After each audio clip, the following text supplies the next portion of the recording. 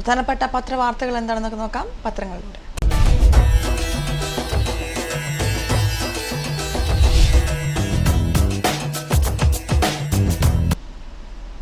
ഇന്ന് ജൂൺ 7, 2015 ഞായർ, മലയാള മാസം 1190, ഇടവം 24. മെയിനായിട്ടുള്ള ന്യൂസ് ഉള്ളത്, ഭൂപ്രദേശങ്ങൾ പരസ്പരം കൈമാറാൻ ധാരണ, മമതയോടെ ഇന്ത്യ ബംഗ്ലാദേശ് ഷേക്ക് ഹാൻഡ് എന്ന് പറഞ്ഞിട്ട് കൊടുത്തിരിക്കുന്നു. ധാക്ക, 4 പതിറ്റാണ്ടു നീണ്ട അതിർത്തി തർക്കത്തിന് അറുതി വരുത്തി ഇന്ത്യയും ബംഗ്ലാദേശും തമ്മിൽ സൗഹൃദത്തിന്റെ ഹസ്തദാനം.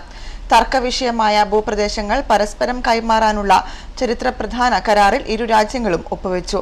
പ്രധാനമന്ത്രി നരേന്ദ്രമോദി, ബംഗ്ലാദേശ് പ്രധാനമന്ത്രി ഷേഖ് ഹസീന, ബംഗാൾ മുഖ്യമന്ത്രി മമതാ ബാനർജി എന്നിവരുടെ സാന്നിധ്യത്തിൽ ഇരു രാജ്യങ്ങളെയും വിദേശകാര്യ സെക്രട്ടറിമാരായ എസ് ജയശങ്കറും ഷാഹിദുൽ ഹഖുമാണ് കരാറിൽ ഒപ്പുവെച്ചത്. അതിർത്തി ധാരണയ്ക്ക് പുറമെ തീവ്രവാദം തടയൽ, സമുദ്ര സുരക്ഷ ഉറപ്പാക്കൽ, മനുഷ്യക്കടത്ത് നിയന്ത്രണം, വ്യാജ ഇന്ത്യൻ കറൻസിയുടെ അച്ചടി തടയൽ എന്നിവയുൾപ്പെടെ 22 കരാറുകളാണ് മോദിയുടെ ബംഗ്ലാ സന്ദർശനത്തിന്റെ ആദ്യ ദിനം ഒപ്പുവെച്ചത് എന്നും പറഞ്ഞു കൊടുത്തിട്ടുണ്ട്. അതുപോലെ മമതാശ്ലേഷം എന്നും പറഞ്ഞു കൊടുത്തിരിക്കുന്നു. മോഡിയോടെ ധാക്കയിൽ ഇന്ത്യ ബംഗ്ലാദേശ് ബസ് സർവീസ് ഉദ്ഘാടന ചടങ്ങിൽ ബംഗ്ലാദേശ് പ്രധാനമന്ത്രി ഷേഖ് ഹസീനയെ ആശ്ലേഷിക്കുന്ന ബംഗാൾ മുഖ്യമന്ത്രി മമതാ ബാനർജി പ്രധാനമന്ത്രി നരേന്ദ്രമോദി സമീപം എന്നുള്ള ഫോട്ടോയും കൊടുത്തിട്ടുണ്ട്. അതിനെ കൂടെ തന്നെ സ്ഥാനം അപ്പുറം രാജ്യം ഇപ്പുറം എന്നും പറഞ്ഞു കൊടുത്തിരിക്കുന്നു. ഒരു രാജ്യത്തിന്റെ ഭൂപരിധിക്കുള്ളിൽ സ്ഥിതി ചെയ്യുന്ന എന്നാൽ മറ്റൊരു രാജ്യത്തിന് ഭരണാവകാശമുള്ള ഭൂപ്രദേശമാണ് എൻക്ലേവ്. രാജ്യങ്ങളല്ലെങ്കിലും എളുപ്പത്തിൽ മനസ്സിലാക്കുന്ന ഒരു ഉദാഹരണം നമ്മുടെ മയ്യഴിയുടേതാണ്. കേരളത്തിന്റെ ഭൂപ്രദേശത്തിനുള്ളിൽ സ്ഥിതി ചെയ്യുന്ന പുതുച്ചേരിയുടെ എൻക്ലേവാണ് മയ്യഴി എന്ന് പറയാം. ഇതുപോലെ ബംഗ്ലാദേശ് അതിരിനുള്ളിൽ ഇന്ത്യൻ പ്രദേശങ്ങളുണ്ട്. ഇന്ത്യൻ അതിരിനുള്ളിൽ ബംഗ്ലാദേശിന്റെയും. മിക്കവാറും ഇരു രാജ്യങ്ങളും തമ്മിലുള്ള 4096 കിലോമീറ്റർ അതിർത്തിക്ക് അടുത്താണ്. ഇരു രാജ്യങ്ങളുടെയും ശ്രദ്ധ കിട്ടാത്തതിനാൽ വികസനം എത്തിനോക്കാത്തവയാണ് ഈ എൻക്ലേവുകൾ മിക്കതും എന്ന് പറഞ്ഞിട്ടൊക്കെയാണ് ന്യൂസ് പോയിരിക്കുന്നത്. അതുപോലെ മറ്റൊരു ന്യൂസ്, പുറത്തു ചാടിക്കാൻ പിണറായി പക്ഷം ശ്രമിക്കുന്നുവെന്ന് VS. വിശാഖപട്ടണം പാർട്ടി കോൺഗ്രസിനു ശേഷമുള്ള CPM-ന്റെ ആദ്യ കേന്ദ്ര കമ്മിറ്റി യോഗത്തിന്റെ ആദ്യ ദിവസത്തെ ചർച്ചകൾ ദേശീയ രാഷ്ട്രീയ അവലോകനത്തിൽ ഒതുങ്ങി. കേരളത്തിലെ സംഘടനാ പ്രശ്നങ്ങൾ ഇന്ന് ചർച്ച ചെയ്തേക്കും. പോളിറ്റ് ബ്യൂറോ അംഗങ്ങളുടെ പ്രവർത്തന ചുമതലകളെക്കുറിച്ച് കേന്ദ്ര കമ്മിറ്റി ഇന്ന് തീരുമാനമെടുക്കും. നരേന്ദ്രമോദി സർക്കാരിന്റെ ആദ്യ വർഷത്തിൽ പരസ്യങ്ങളും പ്രചരണങ്ങളും മാത്രമേയുള്ളൂ. ജനോപകാരപ്രദമായ പ്രവർത്തനങ്ങളൊന്നുമില്ലെന്നാണ് ചർച്ചയിൽ ഉയർന്ന അഭിപ്രായം. 30-ലേറെ പേർ പ്രസംഗിച്ചു. പിണറായി പക്ഷം തന്നെ പുറത്തു ചാടിക്കാൻ എല്ലാ വഴികളും പ്രയോഗിക്കുകയാണെന്ന പരാതിയാണ് VS Achuthanandan general secretary Sitaram യെച്ചൂരിയോട് കഴിഞ്ഞ ദിവസത്തെ കൂടിക്കാഴ്ചയിൽ പ്രധാനമായും ഉന്നയിച്ചിരുന്ന പാർട്ടി വൃത്തങ്ങൾ പറഞ്ഞു എന്നും പറഞ്ഞിട്ടാണ് ന്യൂസ് കൊടുത്തിരിക്കുന്നത്. അതുപോലെ മറ്റൊന്നുള്ളത്, ബോംബ് നിർമ്മാണത്തിനിടെ സ്ഫോടനം, പാനൂരിൽ 2 CPM പ്രവർത്തകർ മരിച്ചു എന്നും പറഞ്ഞിട്ടാണ്. കുന്നിൻ മുകളിലെ വിജന പ്രദേശത്ത് ബോംബുകൾ പൊട്ടിത്തെറിച്ച് 2 CPM പ്രവർത്തകർ മരിച്ചു. നിർമ്മാണത്തിനിടെ സ്റ്റീൽ ബോംബുകളും നാടൻ ബോംബുകളും പൊട്ടിത്തെറിക്കുകയായിരുന്നുവെന്ന് പോലീസ് അറിയിച്ചു. ഈസ്റ്റ് ചെറ്റങ്കണ്ണി തെക്കുമുറി കിളമ്പിൽ വീട്ടിൽ ഷൈജു, മീത്തലെ ചെറുമംഗലത്ത് വീട്ടിൽ സുബീഷ് എന്നിവരാണ് മരിച്ചത്. സ്ഫോടനത്തിൽ ഗുരുതരമായി പരിക്കേറ്റു എന്നും പറഞ്ഞിട്ട് ന്യൂസുണ്ട്. അതുപോലെ മറ്റൊരു ന്യൂസ് ഉള്ളത്, കേസ് അന്വേഷണത്തിൽ സാമാന്യ ബുദ്ധി പ്രകടിപ്പിക്കണം TP സെൻകുമാർ. പോലീസ് ഉദ്യോഗസ്ഥർ കേസ് അന്വേഷണത്തിൽ ഉൾപ്പെടെ ജനങ്ങളുമായി ഇടപെടുമ്പോൾ സാമാന്യ ബുദ്ധി പ്രകടിപ്പിക്കണമെന്ന് സംസ്ഥാന പോലീസ് മേധാവി TP സെൻകുമാർ കേരള പോലീസ് അസോസിയേഷന്റെ 32ാം സംസ്ഥാന സമ്മേളനത്തിൽ സംസാരിക്കുകയായിരുന്നു അദ്ദേഹം. പോലീസിന്റെ സ്വഭാവം ഇനിയും ഏറെ മാറാനുണ്ട്. പാവപ്പെട്ടവർ പരാതിയുമായി സ്റ്റേഷനിലെത്തുമ്പോൾ അവരെ നിയമപരമായി കൂടുതൽ സഹായിക്കുന്നതിൽ തെറ്റില്ല. നിയമം നടപ്പാക്കുമ്പോൾ അവർക്ക് അനുകൂലമായി തീരുമാനമെടുക്കുമെന്നും DGP പറഞ്ഞു എന്നും പറഞ്ഞിട്ടാണ് ന്യൂസ് ഉള്ളത്. അതുപോലെ മറ്റൊന്നുള്ളത്, കേരളത്തിന്റെ മെട്രോ കുതിപ്പിന് ഇനി 366 ദിവസം എന്നാണ്. കേരളത്തിന്റെ ആദ്യ മെട്രോ റെയിൽ യാഥാർത്ഥ്യമാകാൻ ഇനി 1 വർഷത്തെ കാത്തിരിപ്പ് മാത്രം. ഏറെ പ്രതീക്ഷകളുടെ സംസ്ഥാനം കാത്തിരിക്കുന്ന UDF സർക്കാരിന്റെ സ്വപ്ന പദ്ധതിയായ കൊച്ചി മെട്രോയുടെ നിർമ്മാണ പ്രവർത്തനങ്ങൾ തുടങ്ങിയിട്ട് ഇന്നേക്ക് 2 വർഷം പിന്നിട്ടു. 3 വർഷം കൊണ്ട് പദ്ധതി പൂർത്തിയാക്കുമെന്നാണ് DMRCയുടെ ഉറപ്പ്. ഇനി ശേഷിക്കുന്നത് 366 ദിവസം. നിശ്ചിത സമയത്തിന് മുമ്പേ പദ്ധതി പൂർത്തിയാക്കാൻ ലക്ഷ്യമിട്ട് DMRC സ്ഥാപിച്ച റിവേഴ്സ് ക്ലോക്കിൽ 300 ദിവസമേ ബാക്കിയുള്ളൂ. 2013 ജൂൺ 7-നാണ് മുഖ്യമന്ത്രി ഉമ്മൻചാണ്ടി മെട്രോയുടെ നിർമ്മാണ പ്രവർത്തനങ്ങൾ ഉദ്ഘാടനം ചെയ്തത്.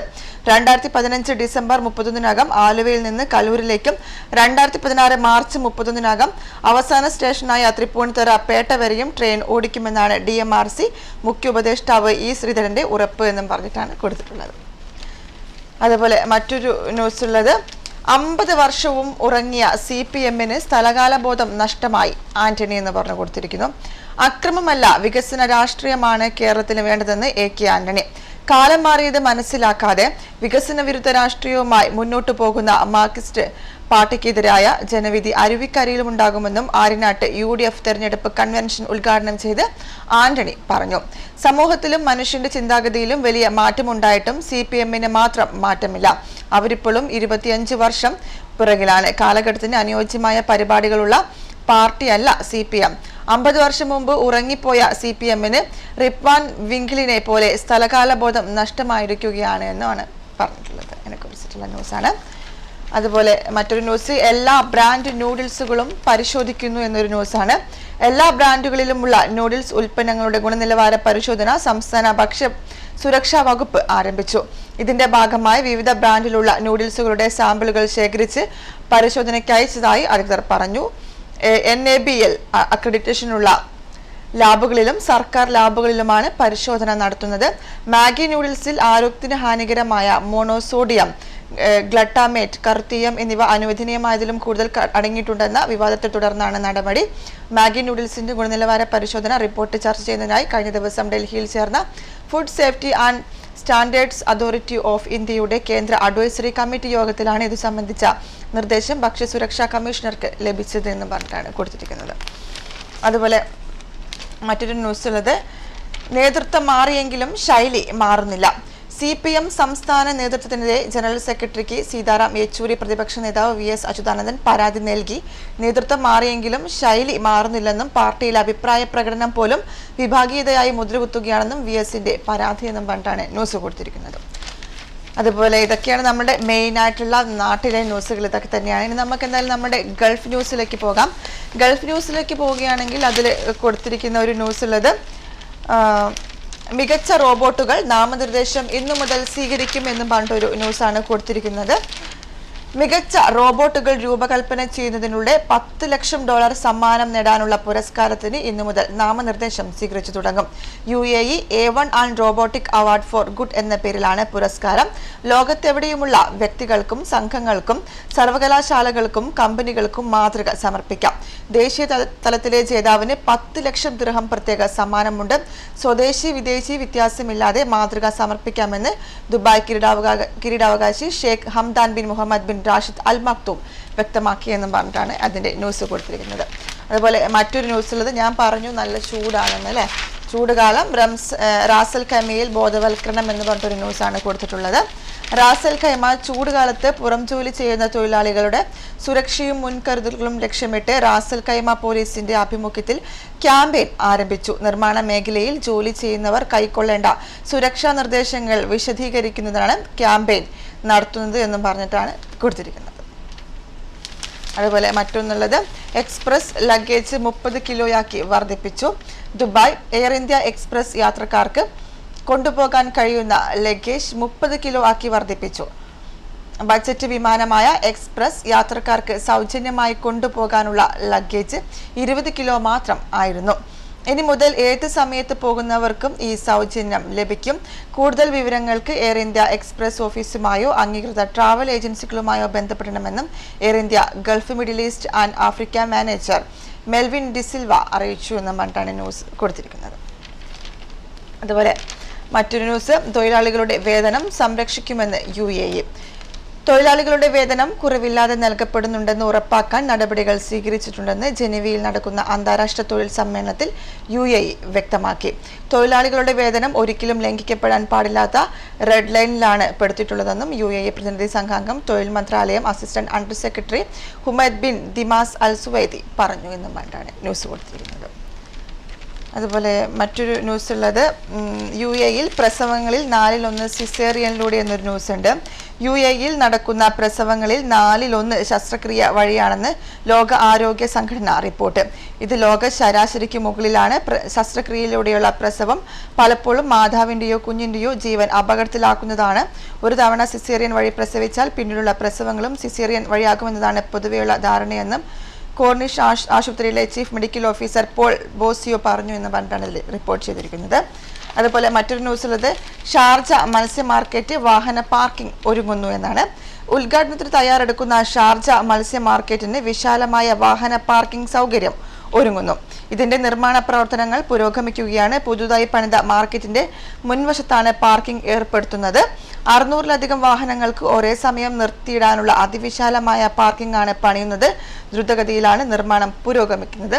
അതുപോലെ നിരവധി മണ്ണുമാന്തി യന്ത്രങ്ങളുടെ സഹായത്തോടെ രാപ്പകൽ ഭേദമന്യേ നിർമ്മാണ ജോലികൾ നടക്കുന്നു എന്നൊക്കെ പറഞ്ഞിട്ടാണ് ഇതിന്റെ ന്യൂസ് കൊടുത്തിട്ടുള്ളത്. അതുപോലെ മറ്റൊരു ന്യൂസ് ഉള്ളത് കാറുകൾ കൂട്ടിയിടിച്ച് 2 പേർക്ക് പരിക്ക് എന്നൊരു ന്യൂസാണ്.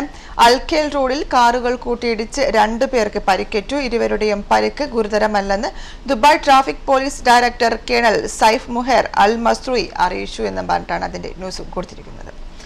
അതുപോലെ മറ്റ് ന്യൂസിലേക്ക് പോകുകയാണെങ്കിൽ വരുന്നു റംസാൻ ദുബായ് എന്ന് പറഞ്ഞു കൊടുത്തിരിക്കുന്നു. കുട്ടികൾക്കും മുതിർന്നവർക്കും വിജ്ഞാനത്തിനും വിനോദത്തിനും ഒട്ടേറെ അവസരങ്ങൾ.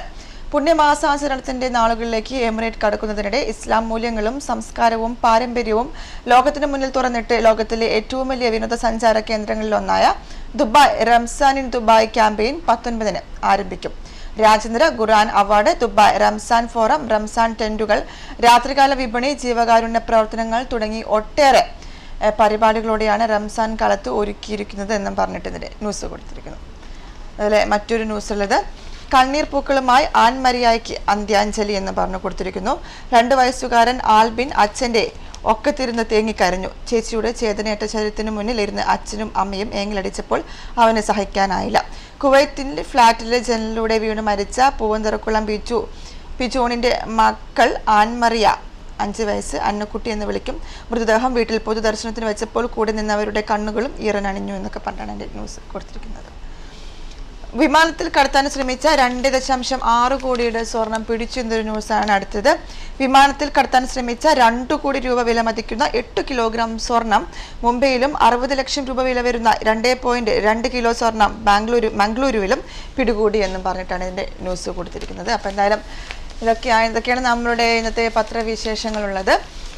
അപ്പോൾ നമുക്ക് വൈൻഡപ്പ് ചെയ്യാനുള്ള സമയമായിരിക്കുകയാണ്. ഇതൊക്കെയാണ് നമ്മളുടെ ഗൾഫിലെ വാർത്ത വായിച്ചു, അതുപോലെ നാട്ടിലെ വാർത്ത വായിച്ചു, അതുപോലെ നമ്മളൊരു സ്ഥലം പരിചയപ്പെട്ടു. എന്നെങ്കിൽ നമുക്ക് നാളെ ഇതുപോലെ പത്രവാർത്തകളിലൂടെയൊക്കെ നമുക്ക് നാളെ വീണ്ടും ഹലോ ഗുഡ് മോർണിംഗ് കാണാം.